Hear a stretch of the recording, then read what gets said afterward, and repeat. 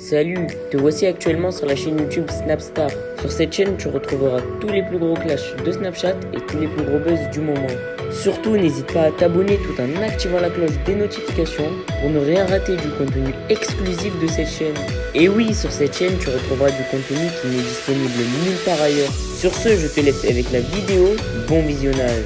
Comme vous avez pu le remarquer en regardant la miniature et le titre de cette vidéo, aujourd'hui nous allons principalement parler de Magali Berda et de Marc Blatta. Vous devez certainement tous la connaître. Magali, c'est la patronne de l'agence Shona Events et Marc Blatta, c'est un blogueur. Comme vous le savez, Magali vit une période très difficile de sa vie parce qu'elle a de très gros problèmes avec Booba. Dans cette vidéo, Marc Blatta a décidé de faire une story sur le post qu'a mis Magali en story. En effet, Marc Blatta a essayé de clasher Booba, mais il s'est complètement trompé de cible. Je vous laisse sans plus tarder avec tous ces clashs et n'oubliez pas que vous pouvez bénéficier de scoops exclusifs en soutenant cette chaîne.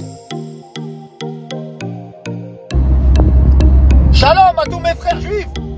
C'est Yom Kippour. Bonne fête la famille. Ouais, je me suis mangé des appels de faim ou quoi là? Quel bail, il veut faire la course lui? Ouais, mes potes feuges. Écoutez-moi bien. Dédicace à tous mes potes juifs. Sauf Greg Zawi, et qui est le grand traître, et qui est celui qui est parti cracher sur une autre juive en public. Qui fait ça dans la communauté? Hein? Dans la commune, qui fait ça? Tu devrais être interdit de Sina, toi. Clochard que t'es, va.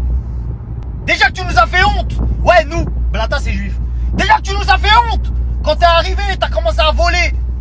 Nous, on s'est écarté de toi. En plus, t'as balancé un rabbin. Me force pas à parler. Joyeux Yom Kippour. Yom Kippour.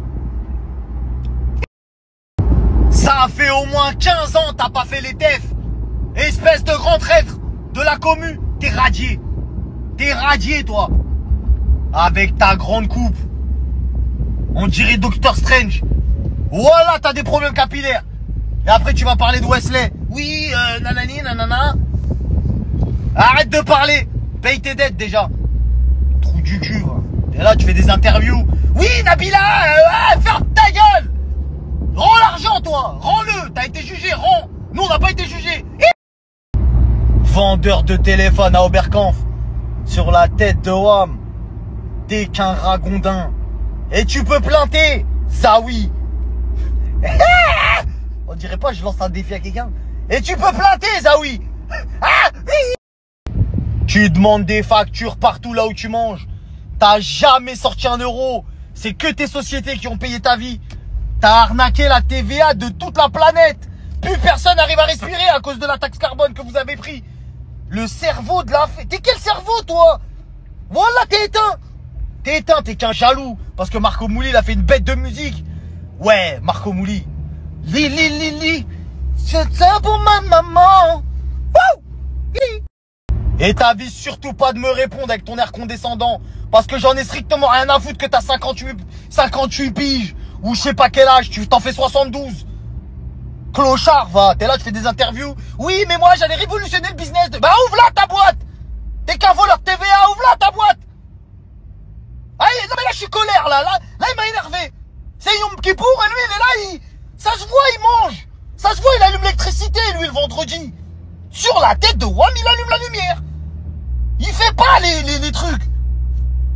Ah, il fait honte à la commune, la tête d'homme me fait honte. Tu demandes des factures partout là où tu manges.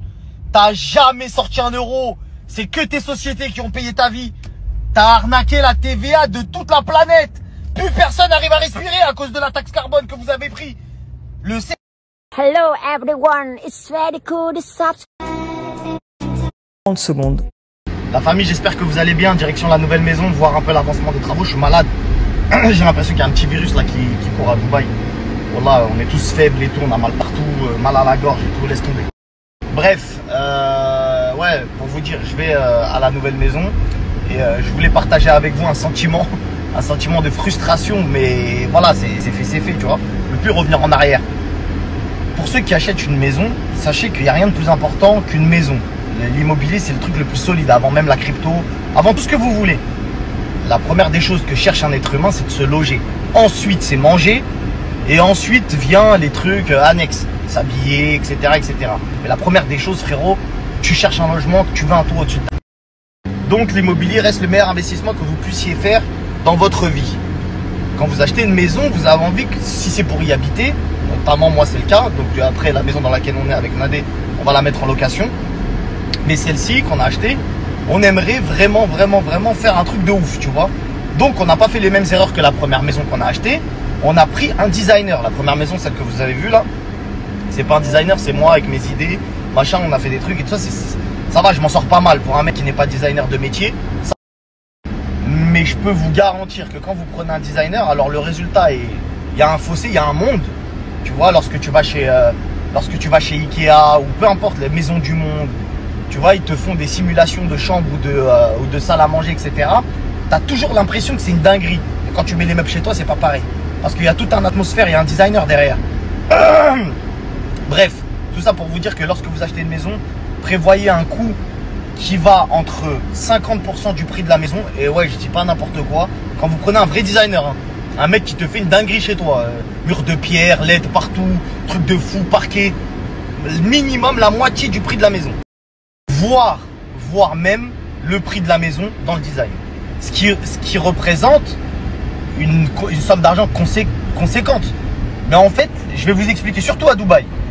Une fois, quand on a voulu acheter, avant d'acheter cette maison-là, on a visité plusieurs maisons. On en a visité une, puis après une autre, qui était plus grande que celle qu'on venait de visiter.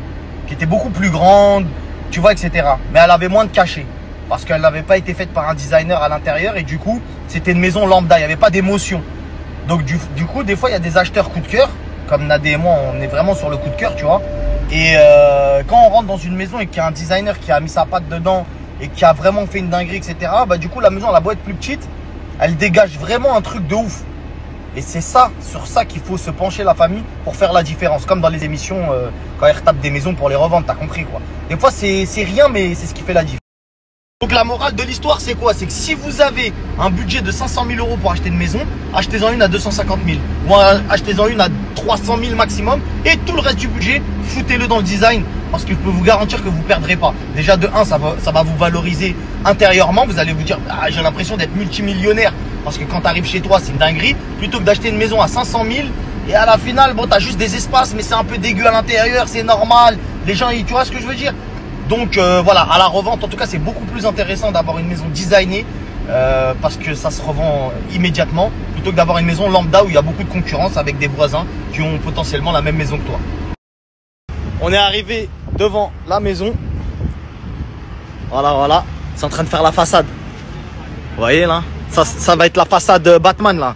La photo que j'ai postée déjà. Je vais vous la reposter, vous allez voir. Ouais, vous avez vu, ils ont ramené les... Ils ont ramené l'artillerie lourde. Le marbre, il est déjà posé. Hein. Incroyable. Regardez la famille, par exemple, je vais vous montrer l'une des chambres qui va être la chambre de l'un de mes fils. Vous voyez, regardez bien. Voilà, regardez bien ce que ça donne parce que j'ai pas assez de profondeur pour vous filmer. Là, il y a l'Iron Man géant qui va aller dehors. Mais en gros, vous voyez, il y a une figure géométrique là-bas, etc. Avec les clims incorporés dans le plafond. Maintenant, je vais vous mettre la photo de ce que va donner la chambre. Et ici, vous avez la salle de bain, juste ici. Donc, regardez bien, visualisez bien et vous allez voir.